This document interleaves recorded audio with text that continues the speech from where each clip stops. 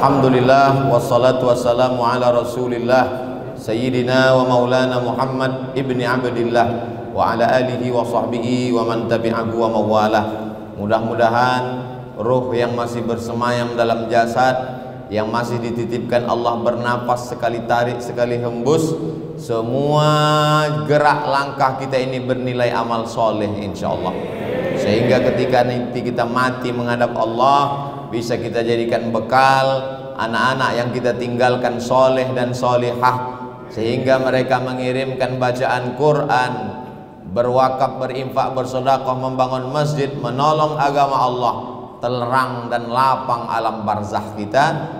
Dan hidup yang singkat ini betul-betul bermakna. Hidup yang pertama hidup sekedar beramal, hidup yang kedua berat karena kita akan mempertanggungjawabkan semua amal. Belum dikatakan berhasil kalau belum sakaratul maut, belum mati dalam la ilaha illallah. Walaupun saya sendiri ustadz yang khotib, yang khutbah, yang ceramah, yang tausiah, tak ada jaminan. Makanya di antara doa yang kita mintakan kepada Allah, Allahumma khtim lana bi husnil khatimah. Cara husnul khatimah adalah istiqomah. Cara istiqomah adalah dengan berjamaah. Cara berjamaah adalah dengan cara hijrah. Yang sudah hijrah alhamdulillah, yang sudah hijrah segera menggabungkan diri dengan jamaah. Yang sudah berjamaah insyaallah istiqomah. Yang istiqomah pasti buah hasilnya adalah husnul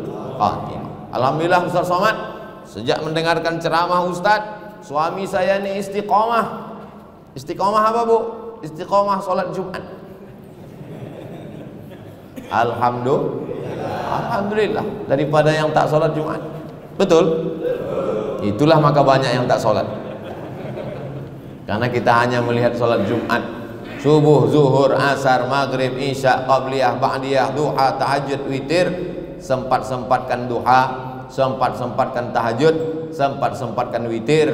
Masanya nanti datang kita mau, tapi sempat sudah tak ada. Saya tahu Bapak Ibu akan masuk ke tempat beribadah. Bekerja itu beribadah karena mencari makanan yang halal. Tangan Bapak mungkin kotor, tapi duitnya bersih. Betul? Pakaian mungkin kotor, tapi hatinya insya Allah bersih. Innallaha thayyibun, Allah suka yang bersih. La yaqbalu illa thayyiban, Allah tidak menerima kecuali yang bersih-bersih. Wa anfiqu, berinfaklah, min thayyibat, yang bersih-bersih. Kulu, makanlah, min thayyibat, yang bersih-bersih. Yang kotor-kotor tempatnya juga nanti di tempat yang kotor, neraka jahanam. Jaga makan, atib mat'amak, jaga makananmu, takun mustajabat da'wah, insyaallah doamu akan dikabulkan Allah subhanahu wa ta'ala. Ada 5 pertanyaan, satu kotak pertanyaan di belakang tidak lagi dijawab karena isinya tentang anjing semua.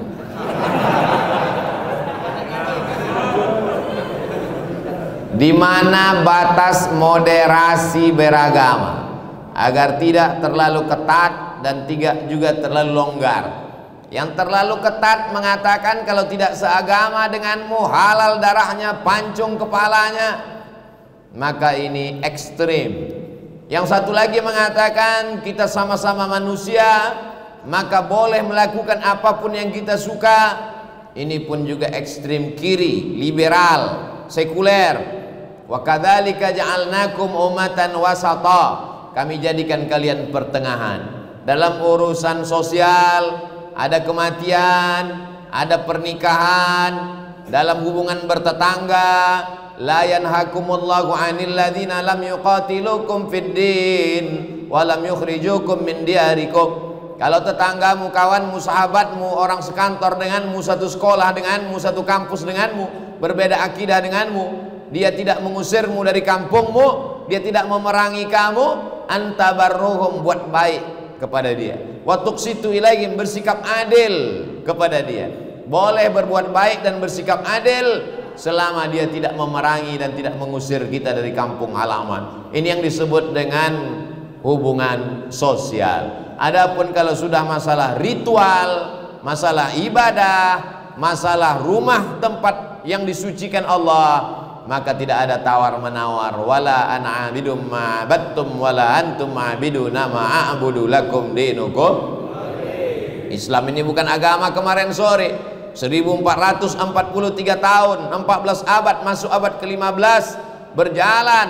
Di India dia pernah berkuasa, di Mesir dia berkuasa, di Eropa Andalusia dia pernah berkuasa. Bisa sejalan, bertetangga dengan berbagai macam. Di India dengan Hindu, di Eropa dengan Kristen, Katolik dan Ortodok, bisa berjalan bersama. Jangan ajari ulama kita tentang berinteraksi sosial dengan berbeda agama. Kita jaga ini, kita jelaskan ke anak-anak kita supaya mereka tidak terjerumus ke ekstrim kanan maupun ekstrim kiri. Semua yang ekstrim tidak baik. Yang baik itu es krim. Itu pun jangan banyak-banyak, bisa panas dalam dan batu. Apa hukumnya menerapkan sistem demokrasi kapitalis, dan apa hukumnya mengatakan syariat Islam secara kafah dalam bingkai khilafah? Ada yang namanya fikih. Fikih itu dibagi lagi, ada namanya fikih ibadah, salat, zakat, puasa, haji. Ada lagi namanya fikih muamalat, jual beli, dagang, mudharabah, bagi hasil, murabahah, permodalan, musaqah, sewa menyewa, gadai menggadai, menghidupkan tanah untuk pertanian. Ini namanya fikih muamalah, ekonomi. Ada lagi namanya fikih jihad.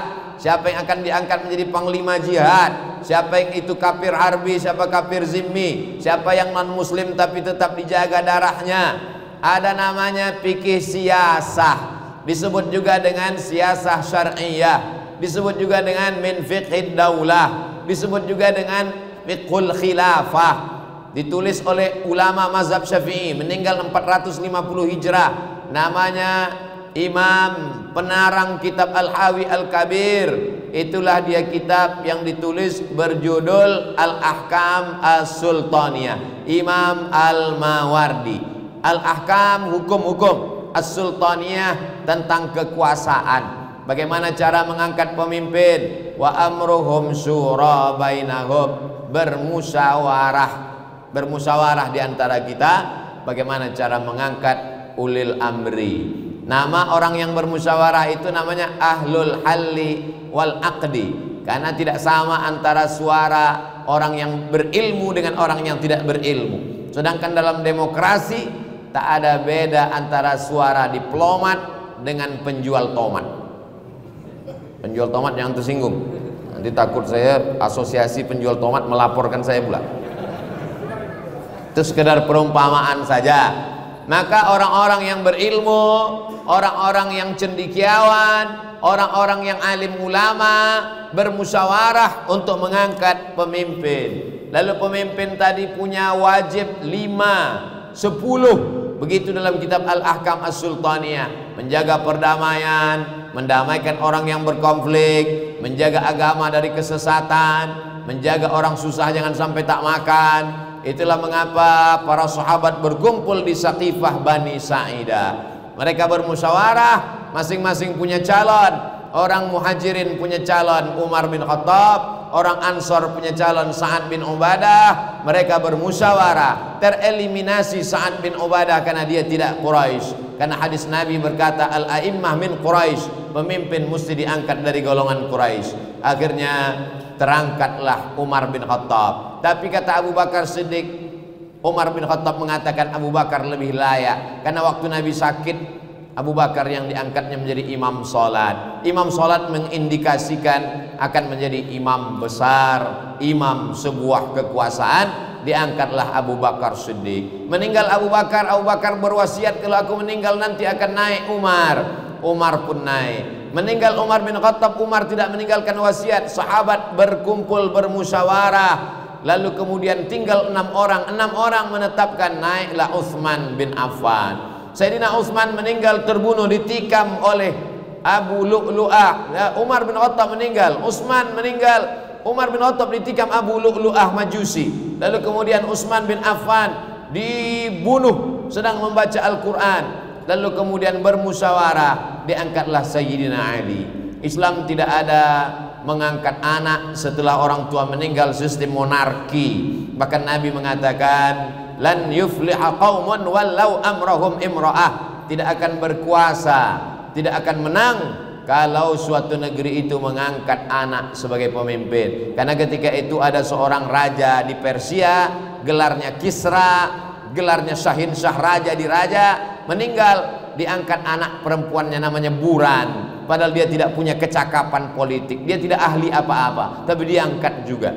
Islam datang untuk menebarkan firman Allah, wa amruhum syura bainahum, bermusyawarah. Adapun zaman sekarang, bagaimana cara bermusyawarah? Orang dipanggil datang ke tempat pemilihan untuk mengambil kertas, dicoblos. Maka kata Syekh Yusuf Al-Qaradawi dalam kitab Min Fiqhid Daulah, sampulnya berwarna hijau tua, dicetak oleh Darus Syuruk, Beirut, Lebanon. Kalau ada yang warna sampulnya lain, berarti bukan buku saya.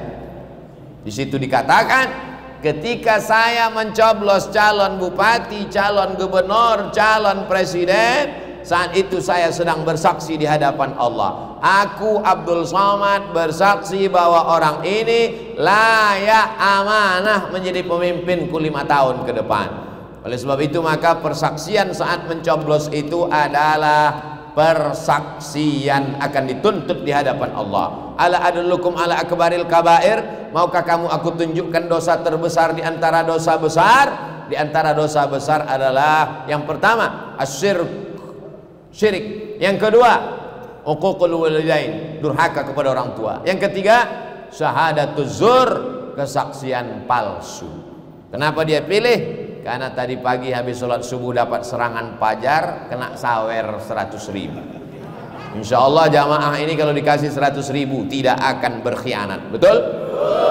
Tapi kalau 100 juta istikharah dulu. Bagaimana menyikapi perbedaan pendapat antar ulama? Kalau pendapat itu masih dalam koridor Ahlus Sunnah wal Jamaah, antara mazhab Maliki dengan Hanafi, Hanafi dengan Hambali, Hambali dengan Syafi'i, maka semuanya masih Ahlus Sunnah wal Jamaah. Bismillahirrahmanirrahim, mazhab Syafi'i. Sedangkan mazhab Hanafi dengan Hambali bismillah nyesir. Alhamdulillahirabbil alamin. Sedangkan mazhab Maliki tidak pakai bismillah, langsung alhamdulillah. Allahu akbar. Alhamdulillahirabbil alamin. Tapi kalau di masyarakat itu mazhabnya Syafi'i, maka kita tidak boleh mazhab lain kita bawa karena dikhawatirkan akan menimbulkan fitnah. Imam Masjidil Haram namanya Syekh Abdurrahman Sudais, mazhabnya Hambali. Kalau dia imam di Masjidil Haram bismillah nyesir. Alhamdulillahirabbil alamin arrahmanirrahim. Tapi begitu beliau diminta jadi imam di Masjid Istiqlal, apa yang terjadi? Syekh Abdurrahman Sudais membaca bismillah jahar. Bismillahirrahmanirrahim. Heran semua orang. Kenapa Syekh Abdurrahman Sudais mazhabnya Hambali, di Istiqlal dia baca jahar? Karena dia tahu bahwa orang di Asia Tenggara mayoritasnya bermazhab Syafi'i. Kenapa tadi Ustaz Somad tidak mau jadi imam? Tak bisa rupanya Ustaz Abdul Somad jadi imam? Bisa. Bismillahirrahmanirrahim. Bisa. Kenapa Ustaz tidak mau maju ke depan? Saya tak tahu masjid ini bismillah nyesir atau jahar. Saya takut kehadiran saya merusak ukhuwah di antara. Maka saya serahkan. Ustaz maju ke depan. Maju imam. Subuh tadi Ustaz jadi imam, ya. Di rumah saya, di pondok saya jadi imam. Subuh tadi, saya kalau jadi imam subuh pakai kunut. Allahumma adina fi man hadait wa afina fi man afait. Mazhab Syafi'i. Tapi kalau kita pergi ke India, Pakistan, Bangladesh, Turki, mazhabnya Hanafi. Mazhab Hanafi tidak pakai kunut. Kenapa di Masjidil Haram, Masjid Nabawi tak ada kunut? Karena sejak revolusi King Abdul Aziz 1924 Saudi Arabia memakai mazhab Hambali. Hambali tidak pakai kunut. Ustadz di Maroko 2 tahun, ya. Maroko itu mazhabnya apa? Maliki. Mazhab Maliki pakai kunut, pakai, tapi kunutnya sebelum rukuk. Bismillahirrahmanirrahim. Qul wallahu ahadunillahu samadu lam yalid wa lam yulad wa lam yakul lahu kufuwan ahad. Sebelum rukuk baca kunut. Kunutnya enggak bunyi, kunut silent. Nah, setelah baca kunut baru rukuk. Setelah rukuk i'tidal baca kunut, itu mazhab Syafi'i. Yang paling tua Hanafi, nomor 2 Maliki, nomor 3 Syafi'i, nomor 4 Hambali. Yang berkunut Maliki dengan Syafi'i. Yang tak berkunut Hanafi dengan Hambali. Yang berkunut Maliki dengan Syafi'i. Antara Maliki dan Syafi'i pun ikhtilaf. Syafi'i setelah rukuk, Maliki sebelum rukuk. Tidak usah dipermasalahkan. Yang penting sholat. Tapi kalau ikhtilafnya di luar ahlu sunnah wal jamaah, maka jangan diikuti. Ada teman saya, Pak Ustadz, gimana? Sholatnya pejam mata aja. Kau udah sholat tadi? Sudah. Kok nggak gerak? Ini namanya sholat batin. Kalau ada nanti yang sholat batin, diam aja, kasih tahu sama istrinya di rumah, jangan kasih suamimu makan. Nanti kalau dia marah, nasi mana? Nasi batin, Mas. Mana ada? Laqad kana lakum fi Rasulillah uswatun hasanah. Nabi Muhammad SAW tidak pernah meninggalkan sholat berjamaah 5 waktu di masjid. Nabi sakit hari Rabu, meninggal hari Senin. Sakit kerasnya hari Rabu, disiram pakai air 5 kirbah. Kirbah adalah kulit kambing yang dijahit, diisi dengan air, disiramkan. Nabi terbangun. Ketika Nabi terbangun, apa katanya? Bawa aku ke masjid, mau sholat berjamaah. Dibopong, dipapah. Sebelah kanan Sayyidina Ali, sebelah kiri Fadl bin Abbas. Abbas membawa, kakinya menyeret demi untuk sholat berjamaah. Kenapa sekarang orang tidak sholat berjamaah? Alhamdulillah, masjid kita melimpah ruah hari Jumat. Kalau jadi penceramah, jangan angkat-angkat, bangkit-bangkit khilafiyah.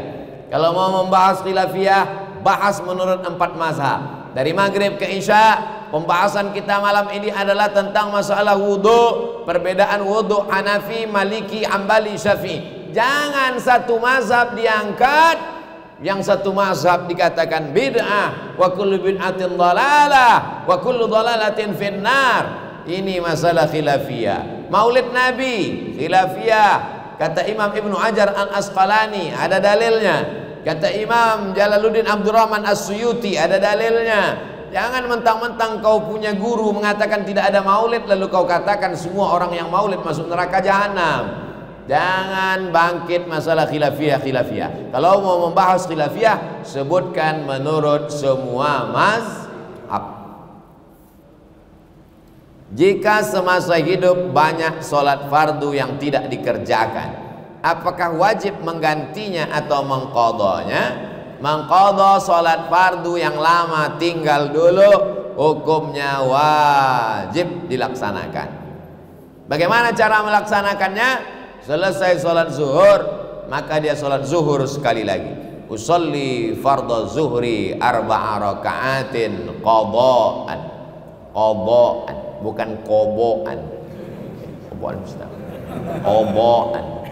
Nanti habis sholat asar, dia sholat sekali lagi. Usolli fardhul asri 4 raka'atin qadha'an. Tidak ada ikhtilaf 4 mazhab, Hanafi, Maliki, Syafi'i, Hambali. Kalau mau lihat dalilnya gimana Pak Ustaz? Buka handphone, tulis di Google itu qadha salat Ustadz Sarwat. Ustadz Sarwat sahabat saya, dia rajin menulis, punya rumah fikih.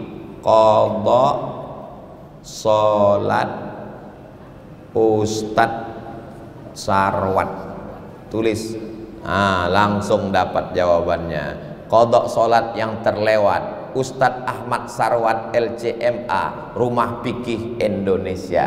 Hanafi, Maliki, Syafi'i, Hambali semuanya mengatakan sholat yang tinggal-tinggal dulu wajib diqadha. Hanya saja kalau sholat subuh sama asar jangan diqadha di masjid. Yang besok gara-gara ini nanti habis asar qadha, sholli fardul asri arba'a raka'atin qadha'an. Tidak semua paham. Bapak pulang ke masjid, di masjid bapak orang tak paham, ditengoknya ada sholat ba'diyah asar, langsung dia bilang, siapa ini? ISIS. Masya Allah, inilah anak yang berani luar biasa. Bismillahirrahmanirrahim. Minta tanda tangan, tempatnya pun dia yang nunjukkan. Hebat. Allahumma faqihhu fid din wa 'allimhu ta'wil warzuqhu fahmal mursalin. Jadikan anak kami anak soleh dan solehah ya Allah. Pertanyaan tadi ada satu di handphone, bagaimana supaya kita ini solid dalam persatuan?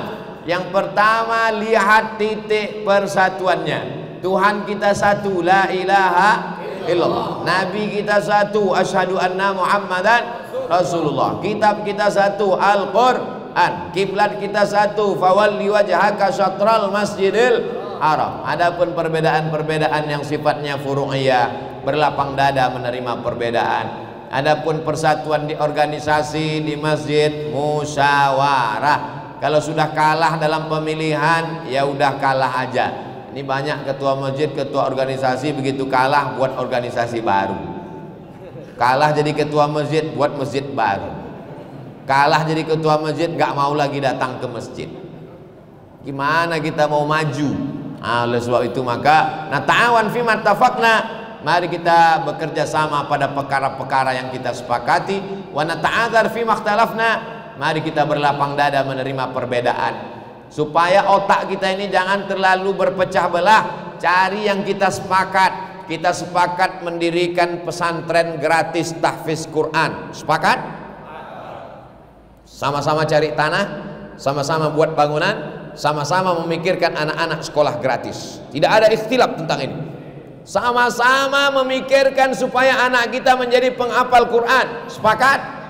Sepakat. Sama-sama memikirkan kita punya masjid. Di samping masjidnya ada klinik bersalin gratis, klinik gigi gratis. Duitnya dari mana? Dari wakaf, infak, zakat, sedekah. Membuat klinik, membuat rumah sakit, fakir miskin, yatim dan du'afa. Tidak ada ikhtilaf dalam masalah ini. Karena kalau tidak begini nanti otak kita akan dihabiskan oleh khilafiyah, khilafiyah, khilafiyah, khilafiyah, khilafiyah. Sampai orang udah tahu kalau ustadz ini yang ceramah, ini pasti khilafiyah. Tertulis di keningnya, ustadz khilafiyah. Mari kita cari titik-titik persamaan. Sama-sama ingin mewujudkan sekolah untuk semua kalangan. Sekarang pesantren mahal, uang bangunan tidak sanggup lagi. Orang fakir miskin mau daftar, menengok daftarnya langsung dia pingsan, mati mendadak. Maka kita wujudkan. Berapa banyak saudara kita di pinggir jalan yang belum makan siang, merantau di perantauan, susah anak istrinya. Bagaimana dia? Maka dibantu, support. Ini tidak ada ikhtilaf dalam hal ini. Saya tidak hanya ceramah.